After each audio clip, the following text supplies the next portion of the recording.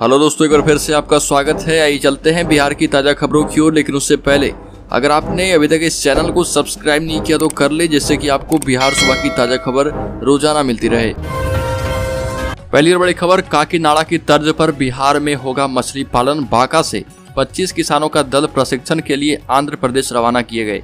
बिहार जल्द मत्स्य उत्पादन में आत्मनिर्भर बन जाएगा। इसके लिए यहाँ मछली पालन को बढ़ावा दिया जा रहा, साथ ही किसानों को प्रशिक्षण आदि की व्यवस्था भी सरकार करेगी।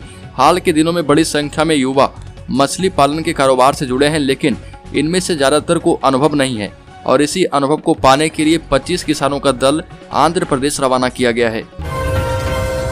अगली बड़ी खबर, पटना एम्स में होगी बिहार की पहली खसरा जांच लैब। सभी मेडिकल कॉलेजों और जिलों से लिए जाएंगे सैंपल। बिहार में अब खसरा का इलाज अब सिर्फ अनुमान और लक्षणों के आधार पर नहीं होगा, बाकायदा बीमारी की पुष्टि और इसके बाद इलाज किया जाएगा। स्वास्थ्य विभाग ने प्रदेश में खसरा जैसी संक्रामक बीमारी की जांच के लिए पहल की है। स्वास्थ्य विभाग ने पटना स्थित अखिल भारतीय आयुर्विज्ञान संस्थान एम्स में खसरा का कन्फर्मेंट्री लैब बना दिया है। यह राज्य की पहली लैब होगी जहां पर खसरा का इलाज होगा। अगली खबर, बिहार में अब वाहन का डुप्लीकेट ऑनर बुक पाना नहीं रहा आसान। अब वाहन मालिकों को गाड़ी का ऑनर बुक गुम हो जाने पर उसे दोबारा निकालने के लिए केवल चालान कटाने से काम नहीं चलेगा। गाड़ी मालिक को दर्ज सनहा या FIR का नंबर भी देना होगा। इसके बाद ही उन्हें डुप्लीकेट ऑनर बुक जारी किए जाएंगे। वैसे यह नियम बहुत पुराना है, लेकिन परिवहन विभाग के सॉफ्टवेयर अपडेट होने के बाद अब यह अनिवार्य कर दिया गया है।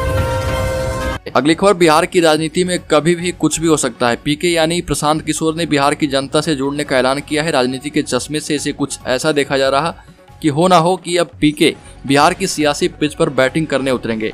वो अगले चुनावों की तैयारी अभी से कर रहे। जदयू के पूर्व राष्ट्रीय उपाध्यक्ष रहे प्रशांत किशोर इससे पहले बात बिहार की नाम से कैंपेन की शुरुआत भी कर चुके हैं। पहले BJP, फिर कांग्रेस और फिर JDU समेत अलग अलग राजनीतिक पार्टियों के चुनावी रणनीतिकार रह चुके हैं। बिहार में अगर वो पार्टी बनाते हैं तो चिराग पासवान के साथ गठबंधन हो सकता है। अगली खबर, बिहार के 10 जिलों में गरज के साथ बारिश का अलर्ट है। बिहार में गरज के साथ हल्की बारिश होने के आसार बने हैं। अगले 24 घंटों के दौरान प्रदेश के 10 जिले पूर्वी एवं पश्चिमी चंपारण, सीतामढ़ी, गोपालगंज, औरंगाबाद, गया, जहानाबाद, नालंदा, नवादा और शेखपुरा के अलग अलग स्थानों पर 30 से 40 किलोमीटर प्रति घंटे की रफ्तार से तेज हवा चलने के साथ मेघ गर्जन व हल्की से मध्यम स्तर की बारिश का पूर्वानुमान है और इसको लेकर येलो अलर्ट जारी किया गया है। प्रदेश के तापमान में अगले 2 से 3 दिनों तक तापमान में कोई खास बदलाव होने की संभावना नहीं दिखती। अगली खबर, राष्ट्रीय जनता दल अध्यक्ष लालू यादव के बड़े बबुआ और पार्टी के विधायक तेज प्रताप यादव हार मानकर बैठने वालों में से नहीं है। उन्होंने ऐलान कर दिया है कि अब जंग जारी रहेगी। उनके बारे में तमाम विवाद भी खड़े होते रहते हैं, लेकिन इससे उनका अंदाज नहीं बदला। पिछले दिनों उन्होंने पार्टी कार्यकर्ता के संगीन आरोप के बाद उन्होंने अपने पिता से मिलकर इस्तीफा देने की बात कही तो लोगों को लगा कि अब तेज प्रताप यादव शांत हो जाएंगे, लेकिन तेज प्रताप यादव ने सुबह सुबह एक जबरदस्त वीडियो शेयर किया और कहा कि अब आरंभ प्रचंड है और कभी भी जंग का ऐलान कर सकते हैं। अगली खबर, बिहार में अब जब्त होगी 21 शराब माफिया की अवैध संपत्तियां। नीतीश सरकार ने प्रवर्तन निदेशालय को भेजा प्रस्ताव। बिहार में शराबबंदी का कानून लागू है, लेकिन शराब माफिया हैं कि मानते नहीं। अब राज्य की नीतीश सरकार ने उनके खिलाफ और भी सख्त कदम उठाने की तैयारी कर ली है। सरकार उनकी अवैध संपत्ति को जब्त करने की तैयारी में है। अब तक 21 शराब माफिया की बिहार और दूसरे राज्यों में फैली अवैध संपत्तियों को जब्त करने के लिए प्रवर्तन निदेशालय यानी कि एनफोर्समेंट डिपार्टमेंट को प्रस्ताव भेजे जा चुके हैं और इनमें 3 के खिलाफ ED ने जांच भी शुरू कर दी है। अगली खबर, कोरोना की चौथी लहर की आशंका के बीच कम उम्र वालों में संक्रमण का मामला डरा रहा। हर दिन ऐसे मामले सामने आ रहे हैं बिहार में, जिसमें 40 से कम उम्र वालों की संख्या अधिक है। पटना में 24 घंटे के दौरान 7 नए मामले सामने आए हैं, जिसमें 5 की उम्र 40 साल से कम है। हालांकि अभी राहत की बात यह है कि दिल्ली की तरह पटना में बच्चों में संक्रमण का मामला नहीं आ रहा। कम उम्र वालों में हो रहे कोरोना के संक्रमण को लेकर एक्सपर्ट्स भी अलर्ट कर रहे और बिहार में 24 घंटे में 10,032 लोगों की जांच हुई है। अगली खबर, बिहार सरकार के मंत्री आलोक रंजन ने तेजस्वी यादव पर हमला बोला और कहा कि तेजस्वी यादव गद्दी के लिए मछली की तरह छटपटा रहे। एक जमाने में लालू यादव ने स्पष्ट कहा था कि भूरा बाल साफ करो, यानी कि भूमियार ब्राह्मण लाला को साफ कर दो। कला संस्कृति एवं युवा विभाग के मंत्री ने कहा कि पहले ये लोग भूरा बाल साफ करो कहते थे, अब भूरा बाल माफ करो की स्थिति में आ गए हैं। बिहार की जनता ने देखा है कि जब 15 सालों तक इनकी सरकार थी तो बिहार में सवर्ण समाज के लोग RJD के डर से अपने नाम के पीछे टाइटल लगाना छोड़ दिए थे। अगली खबर, प्रशांत किशोर की राजनीति में कदम के संकेत ने राजनीतिक हलकों में गर्माहट पैदा कर दी है। प्रशांत किशोर ने ही दोनों को कांग्रेस के लिए मोटिवेट किया था, जिसमें नाम है कन्हैया और जिग्नेश मेवानी, लेकिन अब खुद कांग्रेस छोड़ दिए हैं और इसमें कांग्रेस से अलग होने से पहले उन्होंने इसी पार्टी के लिए रणनीति भी बनाई थी। यही नहीं, कई युवा नेताओं को भी कांग्रेस में शामिल कराया था। इनमें से सबसे प्रमुख जेएनयू छात्र संघ के पूर्व अध्यक्ष कन्हैया कुमार और जिग्नेश मेवानी शामिल थे। जब बारी आई खुद प्रशांत किशोर की, तो प्रशांत किशोर कांग्रेस से अलग हो गए और बिहार में अब नई राजनीतिक पार्टी शुरू करने जा रहे।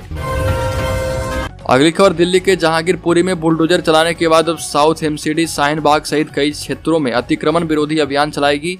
इसके लिए नगर निगम ने पुलिस से मदद भी मांगी है। यह अभियान 9 से 13 मई तक 8 वार्डों में चला जाएगा।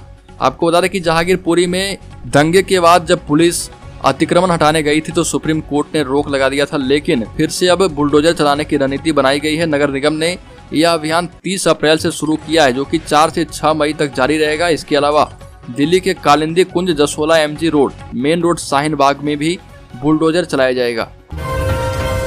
अगली खबर, देश में कोरोना का कहर थमने का नाम नहीं ले रहा। बीते 24 घंटे में देश में कोरोना के 3205 नए मामले सामने आए, जबकि 31 मरीजों की मौत हो गई है। देश में कल कोरोना मामलों में कुछ कमी देखने को मिली थी, लेकिन फिर से आज बढ़ी है। देश में एक्टिव केस यानी इलाज करा रहे मरीजों की संख्या अभी 19,509 है और महामारी की शुरुआत से अब तक देश में कुल 5,23,000 लोगों ने अपनी जान गंवा दी है। अगली खबर, बिहार की उप मुख्यमंत्री रेणु देवी निजी कार्यक्रम में शामिल होने धनबाद पहुंची और यहां की राजनीतिक गलियारों में उनके आने की चर्चा पहले से थी। कार्यक्रम के बाद सिंह मेंशन के आवास पर पहुंची, जहां धनबाद सांसद पशुपतिनाथ सिंह, विधायक राज सिन्हा, बीजेपी नेत्री कुंती देवी व रागिनी सिंह से शिष्टाचार मुलाकात की। इस दौरान धनबाद व झारखंड की राजनीति पर भी चर्चा हुई।